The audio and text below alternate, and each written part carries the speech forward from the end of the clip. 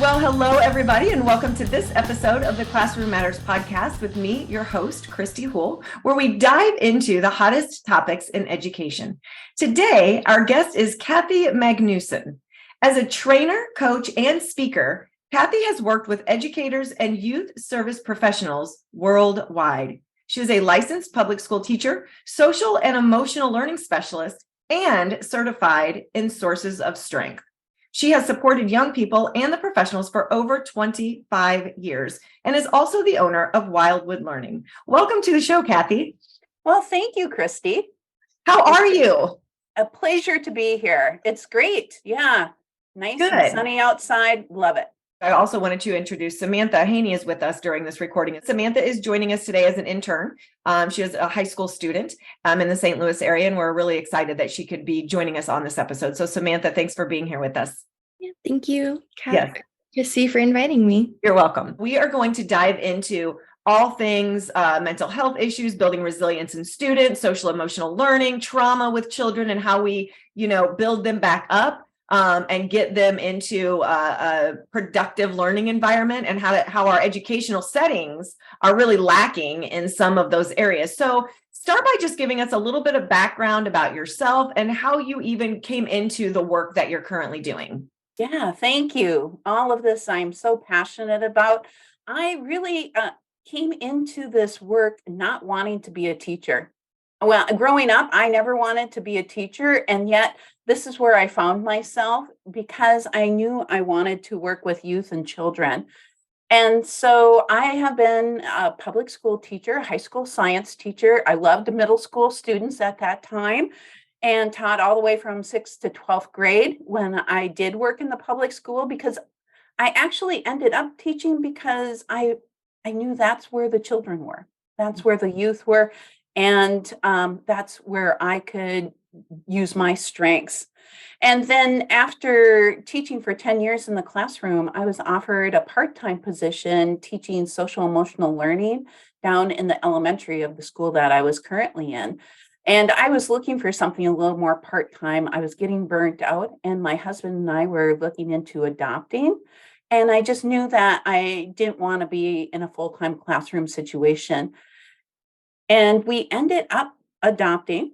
We adopted 4 children out of foster care. They came all at once. They were a sibling group. And so when they came into our home, when our children came into our home, they were ages 2, 4, 5, and 7. So right there was the beginning of my trauma education, and children who had trauma. I kind of naively went into it. I had done a lot of reading and research, and being a teacher, I'd worked with children, and I thought, well, how hard could it be? Oh my, it was a lot more challenging than we had expected, especially since my husband and I just literally went from being just the 2 of us to the 6 of us overnight. It's like one night they were there. And just all the upheaval and the loss and things. But that was in 2006. So it's been 18 years, and now we're back to our empty nesting days. Our children have all graduated from high school and are off doing their own things. And throughout the time of parenting and continuing to work with social emotional learning, and at that time, I wasn't trained in it. Thank goodness that we have a wonderful school social worker who really guided me along and was my mentor in that area, because honestly, I had a lot to learn. It was skills that I never learned in college or in my own home. And it was just a lot of on-the-job training for me, both as a parent and as a working in the elementary classrooms.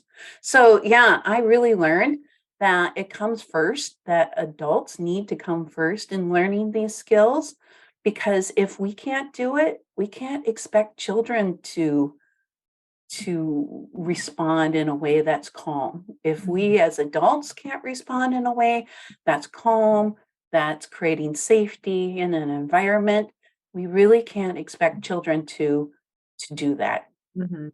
So, Kathy, I want to go back to something that you just talked about, and I was actually going to hit on this later in the conversation, but you brought it up, and it really piques my interest. When you talk about, trauma in students, social emotional learning, resilience in students that come from difficult backgrounds, and now you're talking about the adults that are trying to work with them or teach them in the classroom that may not have the skills themselves Mhm. to help them. And, before we actually started recording, we had a really brief, quick conversation about that. And we had mentioned, that depending on the way we, and then I say we, the teachers, the educators, the people in charge of these little kiddos, how we were raised and where we're from, our mindsets, right? And I think I heard you say in another podcast that you did, where you're from, and you were just like, I'm fine.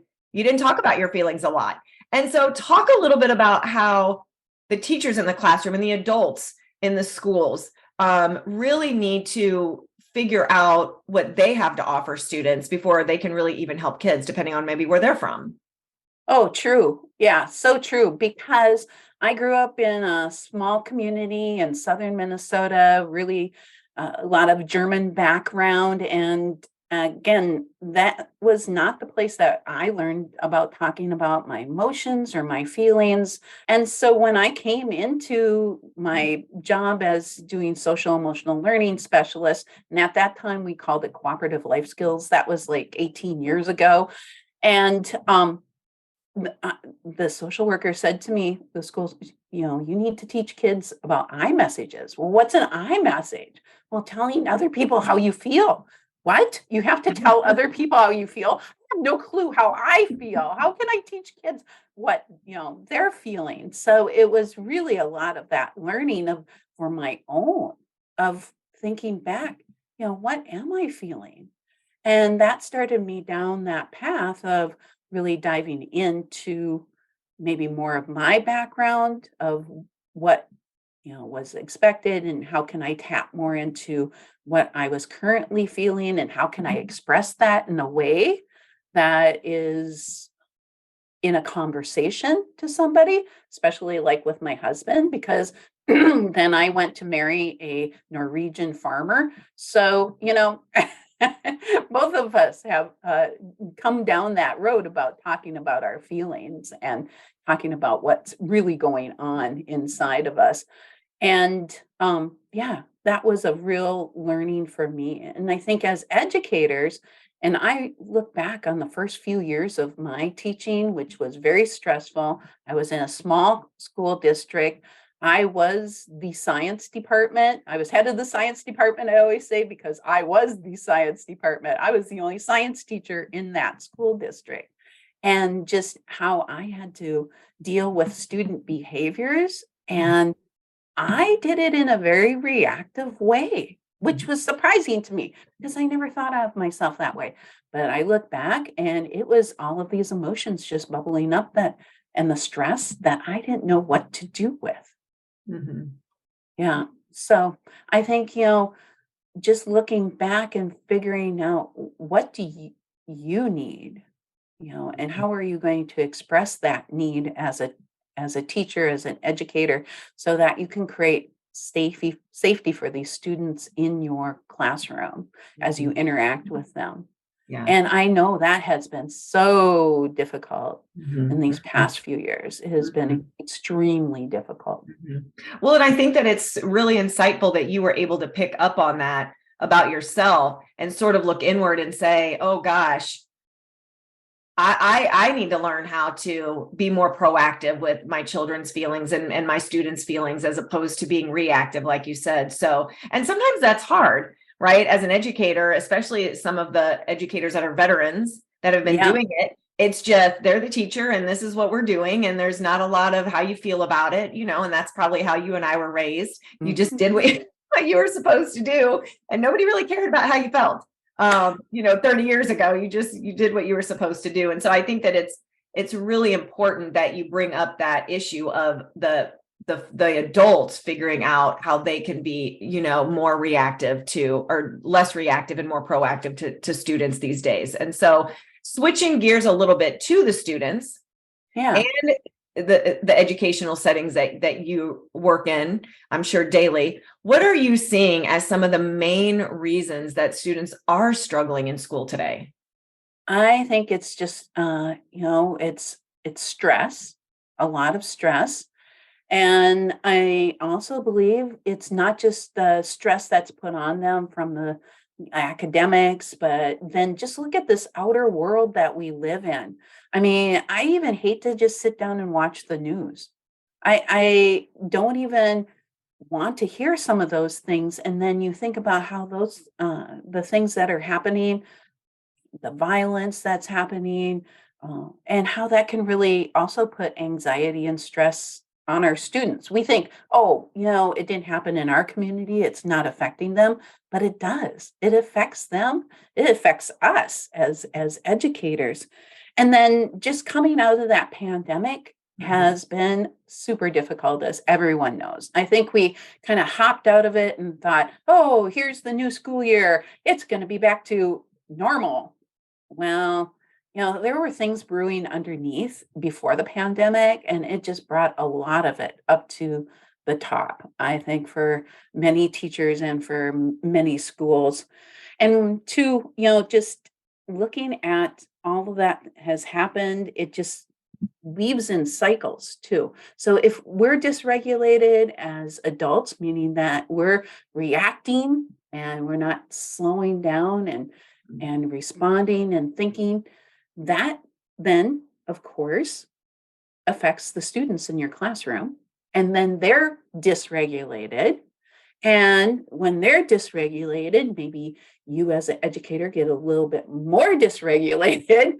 And it just kind of starts that vicious cycle. And we've all been there, right? Where you walk into the classroom during the day, and maybe on the way you had an argument with your teenager at home before you left school, left, and then you got into the car and you realized you didn't have something ready to go in the morning for the class. And then, as you walk in, you spill coffee on yourself, or all of those things building up. So you come into the classroom not even taking a moment to recognize that buildup. And then maybe your first class, something happens and you just, and that's going to then affect everybody else that's in that classroom. So it's really important, as you as an educator, taking even 3 minutes to stop, to breathe, to just recognize where you're at emotionally, and to find some ways to create just a little bit of calm as you come into that classroom. Yeah, and I think it's so important to know your students as well, because they're coming into class with those same precipitating factors, right? That maybe have nothing to do with you, but when they walk in and you immediately say, why didn't you turn your homework in? That may be the last straw for them. And then you end up, and now we have a disciplinary issue when really it was just something outside of school and it had gotten to that point. But I want to bring Sam into the conversation. And the reason I want to do that is because I wanted to ask you, Kathy, you mentioned some reasons that you thought, the news, just things going on in the world, things maybe going on at home that are really causing kids to struggle. And I wanted to bring in the topic of social media into the conversation. And so I'm sure, Kathy, we're probably close to the same age. So when I was in middle school and elementary school and high school, we didn't have social media. We didn't have the constant dinging of the phone or the comparing ourselves to someone else or what's going on with kids and students and text messages and Instagram and, TikTok and all these things. So I'm sure that social media causes a little bit of anxiety sometimes in students, but since we didn't have that experience, I kind of wanted to ask Sam. Yeah, so actually this last year I did an AP art project for my school about anxiety. And one of my projects was actually a photo of my phone with the notifications, and I magnified it. So it's definitely a big thing for me, especially because my phone is almost constantly going off. And I had to learn a couple of years ago to just put on Do Not Disturb. And I have 5 different Do Not Disturbs so that I'm only focusing on what I want to be focusing on my phone. And it's something where like your grades will pop up. So every time I get a grade, it's right there on my phone screen. If I have a friend texting me, my parents will text me in the middle of class, and they don't even mean to do it, but sometimes I just can't respond till later. And my phone is just constantly building up the notifications. And if I put it down for an hour, like I have it flipped over for the podcast and on Do Not Disturb, I'm going to flip it over and have probably 20, 30 notifications that I now have to catch up on. And social media too. And I'm a student journalist, so I can't not watch the news. But I did learn a few years back that it really does impact me, especially with gun violence. Like we would get notifications if there was something going on at another school while we were at school. And so that news spread like wildfire throughout the school. And then everyone was on edge for the rest of the day. Kids were calling their parents to have them get them out. Whereas if we hadn't had our phones on us, we never would have known that there was something going on in another school. So it's definitely a big issue. And I have teachers who have phone boxes, and that's really been the most effective strategy, I think, because you put your phone in the box and the screen is facing you. So you can see if there's like a really important notification that you need. But other than that, you don't have it on you. It's not buzzing in your backpack. It's not causing a distraction. But yeah, it's definitely very overwhelming. And I've had to learn as a student, as for myself, what can I do to kind of tone that down? Because it's just constant information coming at you all the time. Yeah. Yeah. And so it's just such a great perspective on it, because it's hard for us to think about that, or it's hard for me to think about that because I didn't have that existence in high school. I didn't know anything. I went in, like Kathy, you and I just went into class, and unless we heard someone whispering something from behind us or passed us a note, we didn't know what was going on outside the school. We didn't know what was happening in the next county over or the next school district over like these kids do. So, we're talking about all of these reasons for students to struggle, and mental health issues and anxiety and trauma affecting students and teachers.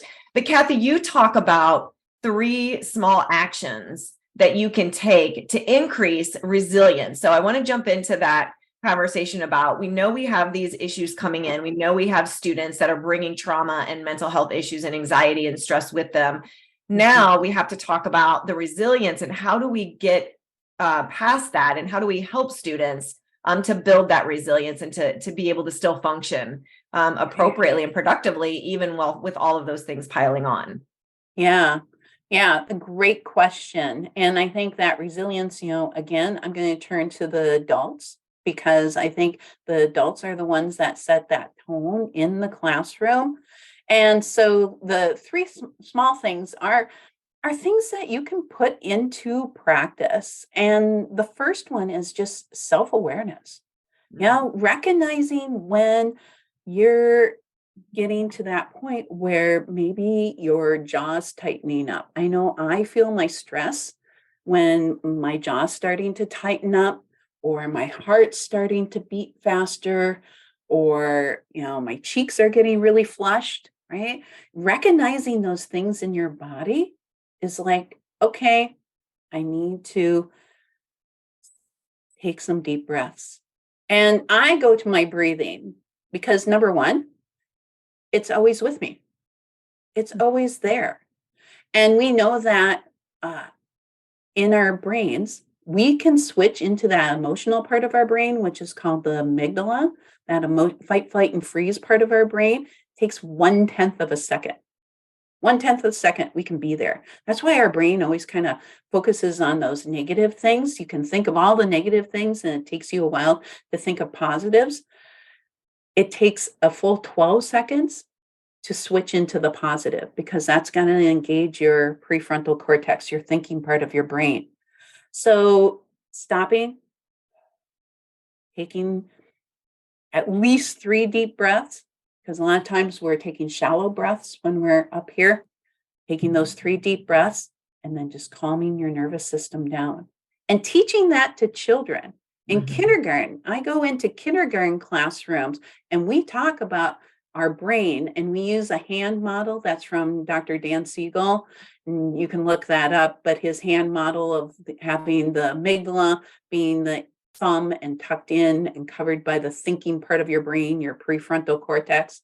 And that when our amygdala goes off, we flip our lids and we can't get to that thinking part of our brain until we calm ourselves down. So I do that with kindergartners, and we have a whole bunch of different breathing tools that I use that are really fun. We have different kinds of breathing. We have like bumblebee breathing. We have breathing that's going to raise your energy, or breathing that's going to lower your energy. And the teacher's right there in the classroom when I'm doing the lesson. I come in every other week into the school that I consult and work with and do a lesson, but the teacher is right there so that they carry on what we cover in the lesson, and they have all the tools that they can, use with the class. And so really that self-awareness is the first thing, and putting it into a practice of doing that with your class. So that's kind of like my first little go-to tool that I have. And then the other thing too is having some grace and gratitude. So grace for yourself, that self-compassion, having a little grace for yourself, but then also having grace for the students who are in your classroom. Now, I'm not saying set the bar low or not hold your expectations, but recognizing that there's a lot going on. As Samantha just put, there's a lot going on in lives, especially high schoolers. And now you see like younger and younger, you see kids with phones. Yeah. And it's just like, okay, I think a lot of that is anxiety inducing, as Samantha was saying, right? All of those notifications going off, plus knowing what's going on outside of maybe what's just happening there in the classroom. So having a little grace with those expectations, and then gratitude. I just read something about using micro joys. So just find that little piece of joy in your day. Maybe there's something that a kid said that just kind of, if you're working in elementary, there in middle schoolers, there's always something that some kid blurts out that just like, brings a smile to your face, and reflect back onto that. Or, after school, taking just a short break and going outside, getting some sun, taking just a few minutes to find like something that is a little micro joy or gratitude within your day. And that's kind of my second tool that I like to draw upon. And then the last one is community, because we think about resilience as pulling ourselves up by the bootstraps, which is kind of that old mindset. We were kind of talking about how there's some of those old mindsets around, but what happens if you don't have boots, or your boots don't have straps, which a lot of kids come with, metaphorically, right? Or you don't have the same kind of boots as everybody else. So metaphorically, there's a lot of people out there that have those kind of obstacles. So having community, because really resilience is about being supported and surrounded by others that you care about and that care about you. So as a teacher, I always had those people that, and I still do have people that I go to that I know that I can vent a little, and that they just listen. They don't have to solve the problem for me, but they can just listen with some empathy. And I know I have people who come to me who do the same. And maybe your community is something like, you go to yoga class once a week. And so you have your yoga community outside your school, finding those things outside the school that can be part of your community. A lot of people have a church community or a religious community. At the school that I work with, we have a have a book club that we do outside of the school day. And the book that we're doing right now is called Onward, which is about resilience in education, but just recognizing that we have putting more tools in our toolbox, right? So, those are some of those things that you can put into practice. And that's what it is. It's not a big leap. Resilience isn't that big leap. It's those little tiny things that you do every day that you put into practice that over the long term can make that difference. Yeah. Well, and I'm glad that you're talking about, things that teachers and educators can actually put into practice. I like that you keep saying that, because I think so many times when we give teachers strategies, it's so theory based, and they're thinking, well, that sounds great in theory, but how in the world am I going to walk into my classroom tomorrow and do those things? So I really appreciate those 3 action steps that can truly be taken today, like immediately before you walk in, to your classroom, whenever that is going to be the next time. And so you've talked a little bit and brought up a little bit about the work that you're doing with schools and some of the consulting that you're doing and some of the resources that you offer. So tell us a little bit about Wildwood Learning and the kind of resources and work that you're doing with that organization. Yeah, so I'm the founder and director of Wildwood Learning, which is the organization. I do speaking, training, and also consulting. So I've been working with schools and other organizations that work with youth. So social services agencies, community action programs, things of that sort. And we do strength-based and trauma sensitive. So I like to say that we're trauma sensitive or trauma informed, and there's a lot of work out there, and it's taking that paradigm. So lots of times we look at children, we go, what's wrong with that kid, right? And shifting it to what's happened to that child, which has come into play in a lot of places when we're doing trauma sensitive work or trauma informed work. But I also like to take it a step further and say, what's right with that child? What's right with that person? And so really mirroring that, the positive can make a tremendous difference. So with Wildwood Learning, speaking about how we can do that in schools, doing trainings on how we can be resilient educators, and then finding the positive in ourselves and in our students, and then coming into schools. So I work in a local school district here. 1 day a week, I come into classrooms, and then I do professional learning with the teachers. And actually have been doing that for a number of years in that school. And it's been over a course of probably about 3 or 4 years. And teachers, especially now in the elementaries, are saying, I really can see how this is changing the way that I teach, the way that I address my children, that are in my classroom. So we do a lot of social emotional learning work in the elementary. I think schools are sometimes good at that, but we need to carry this on into middle school and high school. And I think that's where we come into play to help students recognize anxiety and how to address it, and that anxiety is normal, right? Everybody has anxiety at times. Everybody feels nervous about something. And how can you address that? What can you do? What are some of the tools that we can give our high school students and middle school students to deal with that? Yeah. Well, this information that you're sharing with us, Kathy, is so important. But please tell our listeners where they can find you, where they can contact you, and how they can get their hands on some of these great resources. Yeah. All right. So I do have a free course that's called Building Resilience Through Strength-Based Learning.